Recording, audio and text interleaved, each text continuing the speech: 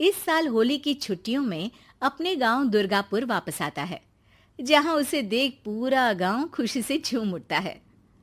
जब गया था तब इतना सा था और अब देखो कितना बड़ा हो गया है।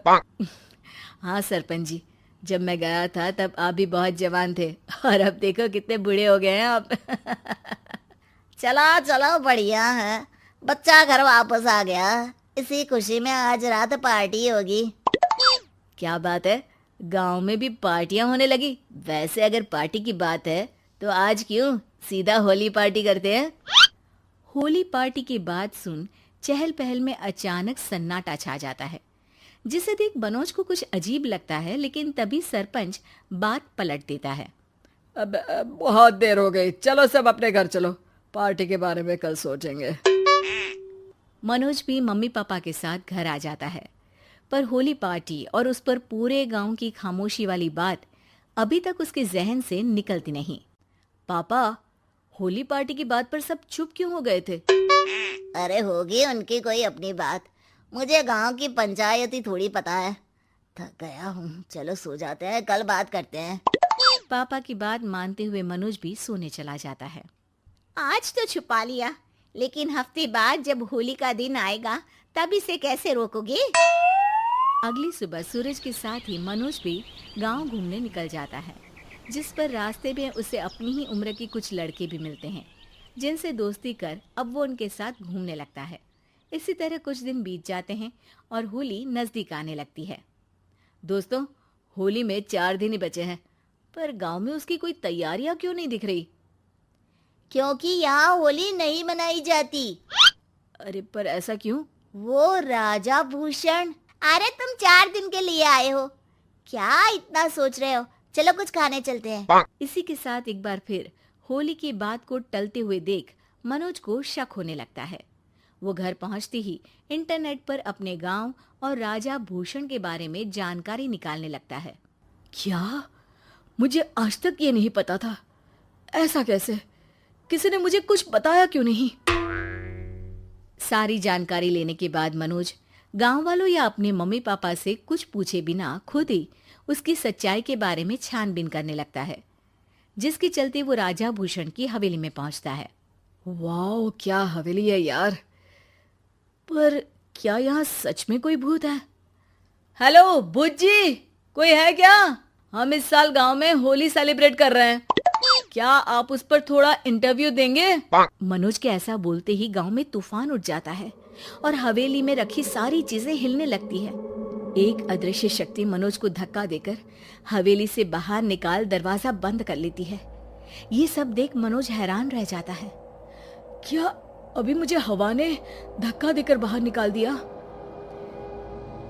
मेरे होते हुए इस गांव में कभी होली नहीं मन सकती, इसलिए दोबारा ऐसी कोशिश भी मत करना, अंजाम बुरा होगा। आवाज सुन मनोज हैरानी से इधर उधर देखने लगता है, पर उसे कोई दिखाई नहीं देता।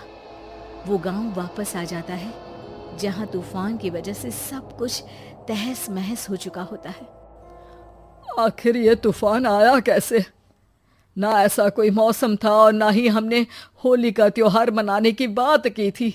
सरपंच की बात पर कोई रिएक्शन दिए बिना मनोज चुपचाप अपने घर चला जाता है। इस तरह देखते ही देखते होली का दिन भी आ जाता है और मनोज रंग लेकर गांव में निकल जाता है, लेकिन गांव पूरी तरह खाली होता है। अरे त्योहार का दिन है, धूमधाम की जगह मातम क्यों मनाया हुआ है?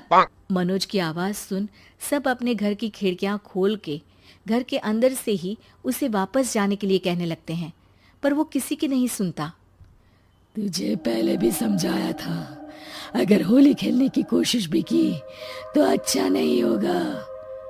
अरे बात मान लो बेटा, तुम्हें सच नहीं पता। मुझे सब पता है। सालों पहले इस राजा ने एक अंधविश्वास फैलाया और आप लोग आज तक उसे मानते आ रहे हो।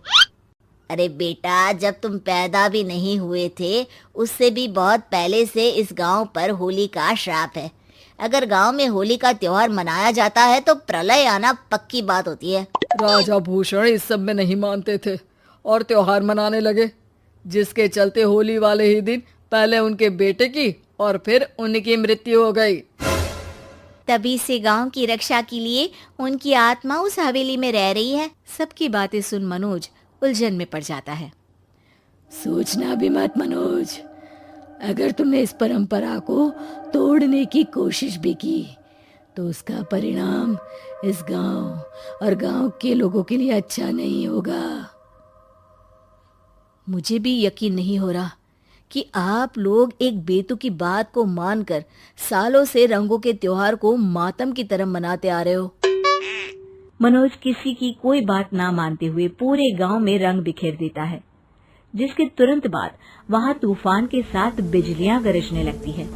अचानक मौसम में ऐसा बदलाव देख जहां मनोज कंफ्यूजन में आ जाता है, वहीं गांव वाले डर से सहम जाते हैं।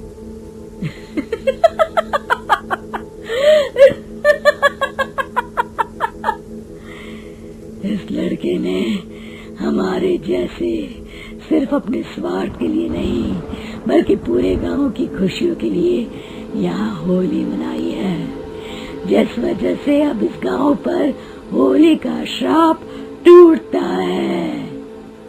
ऐसा बोलकर राजा का भूत वहां से गायब हो जाता है, जिसके बाद गांव के लोग धूमधाम से होली मनाते हैं। खुशियों के रंग गांव में बिखरे ही होते हैं कि अगली सुबह अचानक मनोज कहीं गायब हो जाता है और एक बार फिर गांव में होली का नया राज शुरू हो जाता है।